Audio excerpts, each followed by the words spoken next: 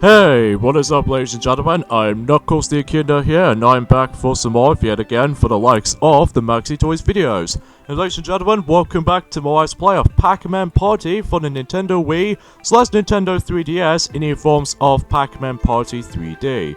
So, last time we actually did manage to completely done with the forms of the 5th and the final board in the Wii version of Pac-Man Party, which is the forms of Celebration Avenue, and that was a pretty long game. Well, it's not as long as the forms of Mirage Oasis as far as in comparison for the sake of things. And, well, not to mention, but if you ever play this on the 3DS version, that Celebration Avenue is the third and the final board in the 3DS version, so again, I'll probably stress that enough for that again. But anyways though, enough about this little jibby jabber, because today, for this episode, especially noticeable when it gets to the 13th and the 14th of October, I'm going to be able to do these videos in a separate days, because today, we are going to be getting things started by the forms of going through classic games. Whilst we're originally trying to go for mini games we'd like to show off, but I might as well save that until whenever we get to the 15th of October, in this case the grand finale of this Let's Play, including the rewards menu as well.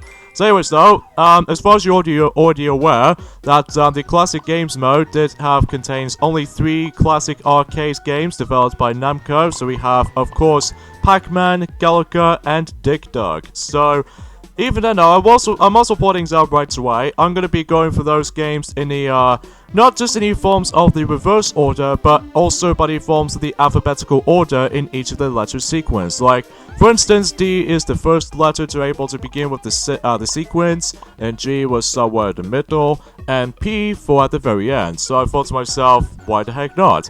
So anyways though, for the sake of this video, let's try out the forms of the first game for the forms of the classic arcade game, Dig Dug. Pump up the pokers, use Dig Dug to dig holes and blow up enemies. And as you can see, not only do you able to actually use the Wii Remote sideways, but also you can able to use the classic controller, because yes, you can able to actually use those 2 controllers if you wanted to, but I'm also able to go for a Wii Remote all by itself. See, for now, let's get started right there. So obviously, I'll explain about the controls as soon as we're able to get things started for this point. In fact, I'm already able to actually just to try out Dig Dug for my own time. In fact, this might actually be my first time I'm ever going to be playing for this game. And in fact, you can able to actually adjust your screen size a little bit, especially noticeable with the actual stretchiness is involved.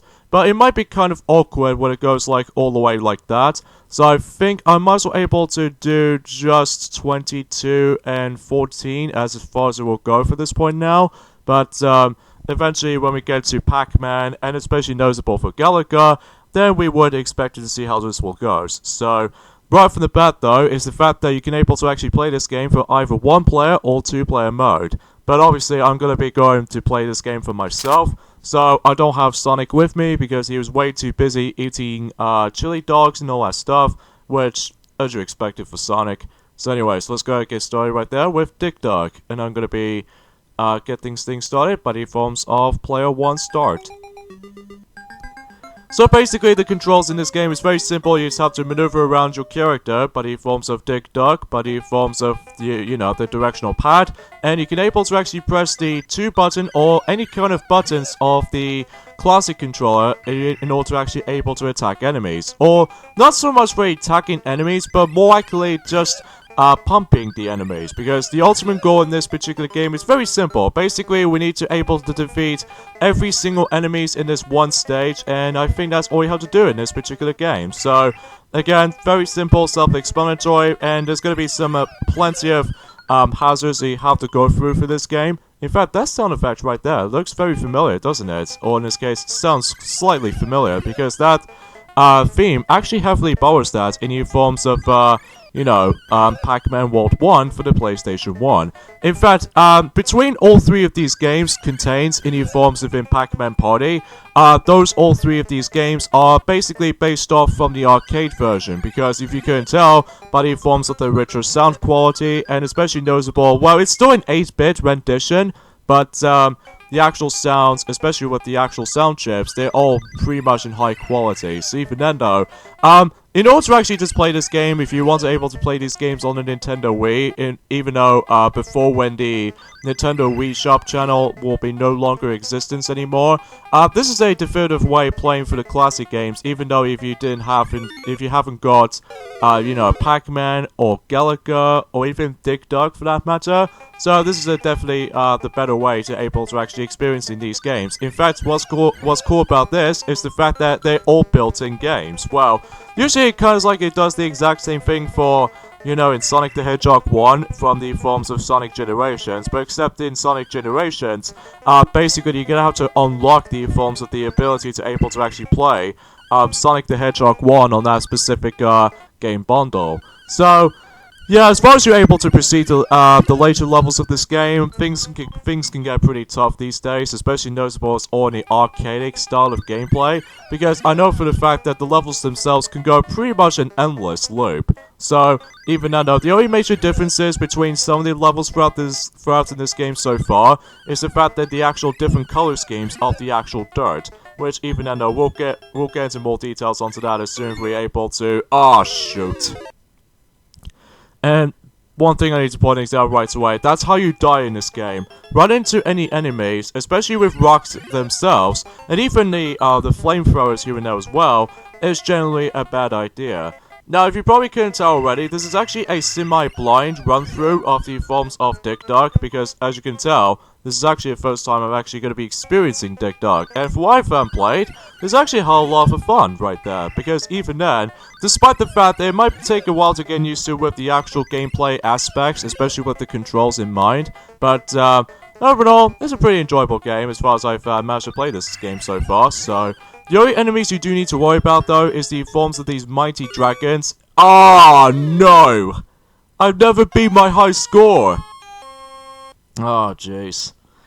Again, it's the first time I've actually experienced in this game, so. But yeah, one of those rewards in Pac-Man Party, by the way, when it comes to like all three of those arcade games you can able to get, basically the entire goals on these is pretty simple to able to unlock everything else. It's the fact that obviously you do need to able to beat the high scores within every single game. So for instance, the high score from Dig Dug is obviously we need to obtain about, well, 10,000 points. Now when we get to Galaga, and especially notable with Pac-Man, is a complete different story.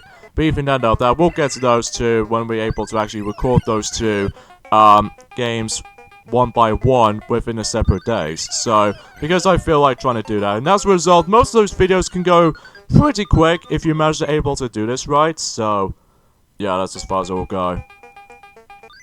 So obviously this game did first came out, well, for Dig Dug anyway, came out about a year after Donkey Kong, arcade version of Donkey Kong to be more specifically, did manage to came out during that time, which that was after when Mario's first appearance was actually all about.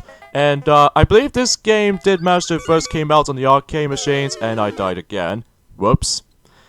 This game did first came out on the arcade machine with the forms of Dig Dug. I believe it did came out in 1982, which I believe it was the exact same year as Donkey Kong Jr. came out also on the arcade machines as well. And I believe when it comes to the Namco games and stuff like that, I'm pretty sure this game did manage to came out after Pac-Man on the arcade machines or something like that. Although I may be wrong about that because I haven't really looked upon Namco stuff too much because I usually looked upon Nintendo stuff most of the time, so that's the only problem here. So, anyways. Oh yeah, something is worth mentioning though is the fact that you really do need to able to actually worry about is the forms of the actual enemies themselves, like these Pokas, and especially noticeable by the forms of these annoying dragon enemies, because sometimes they can go way too fast more often, and as a result, if I did not able to run faster enough, then obviously I can't able to actually react to in time. So yeah, the dragon enemies are by far is the most dangerous enemy in the entire endless run-through game, because not only does it usually run sort of fast compared to the Pokas, but also he does have a special ability, like the flamethrower that he just pulls off.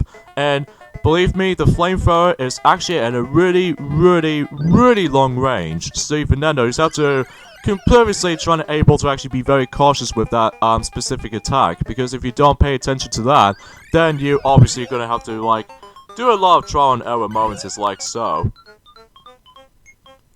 And there we go, that's the first stage. So, even though I'll probably not to do my best to try to able to actually just beat the high scores compared to any other hardcore gamers out there, but I'll try my best as soon as I can. But normally speaking, there was one particular game I was most likely familiar with, and that was the forms of Pac-Man, obviously, because of the actual iconic video game of all time, even by the forms of like in the arcade standards back in 1980 and all that stuff. I really cannot believe we've almost at 40th anniversary of Pac-Man himself, alongside with, well, when it gets to 2020, of course, enjoying the likes of the exact same year as Tokyo 2020 Olympics is about to be hosting with. And, also that could be same applies for the forms of, the 35th anniversary of the Super Mario Bros. Games, and, seriously, time really does fly. And, again, when it gets to, like, you know, in 2021, Sonic the Hedgehog will get himself the forms of the 30th anniversary of himself as well. But, again, we'll find out sooner or later. And, what I've heard about the forms of how the fact that, they're trying to be making a rumor about the fact that they're trying to be making another Sonic game to be released on 2019. But, we don't know exactly for sure yet, though, because it's all about rumors, and sometimes it might be true, and whilst other times it's pretty much fake. So, and by the way, something's worth mentioning, as you can see right there, sometimes most of the enemies will about to be able to flee the actual, stage itself, but as long as you're able to actually caught off guard, whenever you're trying to able to get as many of those enemies as possible, then you would able to actually rank up even more points and score most of them if you manage to able to take care of most of those enemies, like these pokers for instance, and also by the forms of these dragon enemies as well. So, I believe, sorry, I can't speak today for this point, folks, because I've got something in my throat. And look at that, I've managed to able to beat my high score. Well, to be more specifically, the actual main high score. So even then though, I could assuming I can able to go ahead and, hopefully I might as well get my rewards. So, here we go on to stage 6, and I have no idea why that, the actual pokers has managed to able to, hold on, let me try again. Oh, jeez, man. Is it just me, or did those two manage to get stuck into each other? I don't know what is going on right there. But anyways though, we've actually beat the high score, so that really matters though. See, for Nano, we've actually reached over 10,000 points. So we've got 10,180 points. So, and after when you beat the high score, you can simply just enter your name and all that stuff. So there's not much else to really think about. So what I'm going to do is that I'm going to type in the name. That sort of feels a bit similar to how it does in the extra life icon. In the forms of in Sonic the Hedgehog 3 and Knuckles. I'm going to be typing KTE stands for Knuckles the Echidna, because I'm the only one who's going to be doing this Let's Play itself.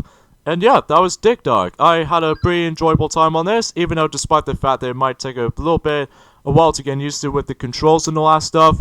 But overall, it's a pretty enjoyable experience altogether. So let's move on to the next game.